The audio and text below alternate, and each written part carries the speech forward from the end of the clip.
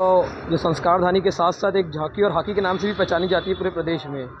और जो झांकी के नाम से जो एक राजनांदगांव की पहचान थी, वो शायद अब टूटने जा रही है। कई वर्षों से जो राजनांदगांव में झांकी निकलती थी, जिसमें डीजे, लाइट और बहुत अच्छे से एक आयोजन का काम किया जाता था, जिसमें इस वर्ष कलेक्टर साहब या प्रशासन की तरफ से एक आदेश आ रहा है कि डीजे नहीं बजाना है। तो बिना डीजे झांकी निकालना संभव नहीं, असंभव है। तो हमारी सभी समितियों की यही मांग थी कि इसमें डीजे लगाया जाए, और भले उसमें आवाज़ का जो रहता है कम ज़्यादा, उसको हम सभी समिति उसके लिए रेडी है कि हम जो भी उसमें आवाज़ कम ज़्यादा करना होगा, हम उसके लिए रेडी है।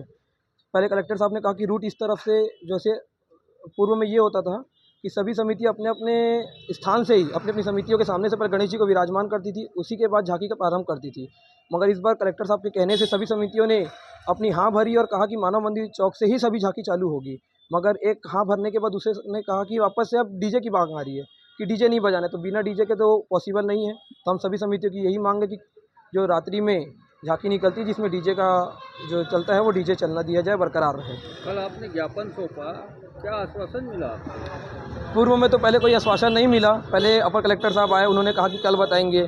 फिर एक मैडम आई, उन्होंने कहा कि मंडे के मिलेंगे। लेकिन अंतिम में ये मिला कि आज शायद 4 बजे कलेक्टर साहब सभी समितियों से मिलेंगे, तो उसके बाद ही निर्णय लिया जाएगा कि डीजे बजेगा या नहीं बजेगा। उसके बाद अभी तक तो यही है कि एक बार उम्मीद है, और उम्मीद में यदि चल गए, कायम हो गए तो ठीक है, नहीं तो फिर सभी समिति यही कहना है कि फिर जो होगा देखा जाएगा, डीजे भी बजाया जाएगा।